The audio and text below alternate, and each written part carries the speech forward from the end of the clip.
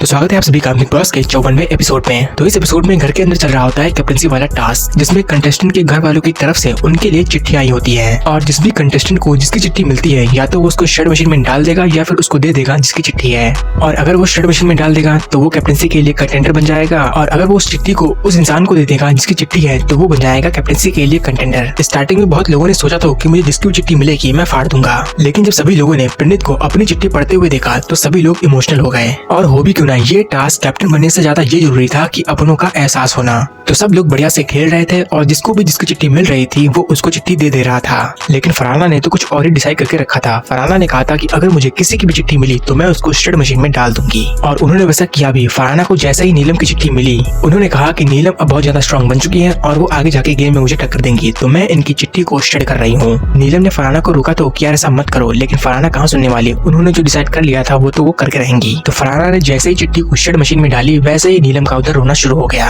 और देखते ही देखते चिट्ठी के सैकड़ों टुकड़े हो गए और उधर नीलम का रो रो के बहुत बुरा हाल। एक तो वो अपनी फैमिली को काफी टाइम से मिस कर रही थी, उन्हें याद कर रही थी, और आज जब उस चीज को एहसास करने का मौका मिला तो वो पास आकर चला गया। लोगों ने अपनी अपनी चिट्ठियां पढ़ी तब वो रो पड़े। यहाँ तो नीलम को चिट्ठी ही नहीं मिली तो उनको सोचो कितना दर्द हो रहा होगा। तो अब होना क्या था, फरहाना के इस एक्शन पर सभी घर वालों को गुस्सा आ गया कि यार तुमको ऐसा नहीं करना चाहिए था, क्या जरूरत थी ये करने की। वसीर कहते हैं कि फरहाना आज से तुम मुझे अपना दोस्त मत बुलाना, तुमने जो किया है वो बहुत ही ज्यादा गलत है, इसके लिए तुमको जहन्नुम में भी जगह नहीं मिलेगी। दुआ बदुआ तुमको जरूर लगेगी, तुम क्या बिल्कुल फीलिंग नसी हो गई हो, थोड़ा तो सोच समझ से खेला करो। शहबाज कह रहे इसने सब कैप्टन बनने के लिए किया है ना, देखता हूँ अपनी कैप्टनसी में ये मुझसे ड्यूटी कैसे कराती है। मैं तो ड्यूटी करने वाला ही नहीं हूँ, इसकी कैप्टनसी में तो कतई नहीं ड्यूटी करूंगा, देखते हैं क्या करती है ये। वही नेहल तो अलग ही शौक में चली गई, क्योंकि नेहल को जब प्रणीत की चिट्ठी मिली तो उन्होंने प्रणीत को दे दिया।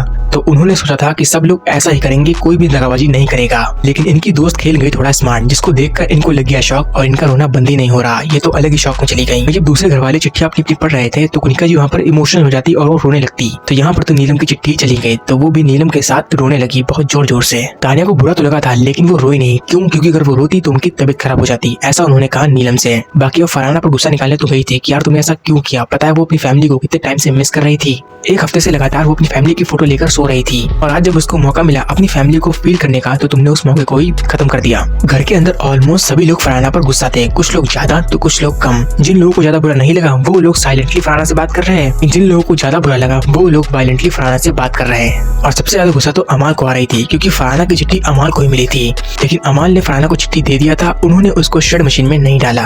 तो यही चीज अमाल को खल रही थी कि उनको भी फरहाना की चिट्ठी डाल देनी चाहिए थी। पूरे घर में सबसे ज्यादा अमाल ही फरहाना पर गुस्सा थे। वो इतना गुस्सा थे कि जब फरहाना टेबल पर खाना खा रही थी तो अमाल कह रहे हैं कि इतना जहर उगलने के बाद तुम खाना कैसे खा सकती हो, कैसे खा सकती हो खाना। फिर क्या अमाल ने फरहाना की प्लेट छीन ली, खाना छीनने भी कोशिश की लेकिन नहीं छीन पाए, और फिर आगे जाके उस प्लेट को ही फेंक दिया और बोला मैं तुमको खाना खाने नहीं दूंगा, जब भी खाओगी मैं तुमसे प्लेट जरूर छीन लूंगा। तो फिर बाकी लोग अमाल को समझाते हैं कि यार ये सब मत करो, वो जो भी करना चाहती है उसको करने दो, बाकी हम लोगों को जो करना है वो हम करेंगे। लेकिन अमाल का बीपी इतना बड़ा होता है कि वो कुछ सोचने समझने की हालत में ही नहीं होते। अमाल की इस हरकत की वजह से फरहाना उन्हें बी ग्रेड का आदमी कहती है, जिस पर अमाल कहते हैं बी ग्रेड और तुम्हारी मम्मी बी ग्रेड, और इसी के बीच में दोनों के बीच में बहुत ज्यादा लूज सेंटेंस का यूज भी होने लगता है। फरहाना ने अमाल को जो कुछ भी कहा वो सिर्फ अमाल को कहा। अमाल पर इतना गुस्सा सवार था कि वो फरहाना के साथ साथ उनकी फैमिली और उनकी मम्मी पर भी बात कर रहे थे।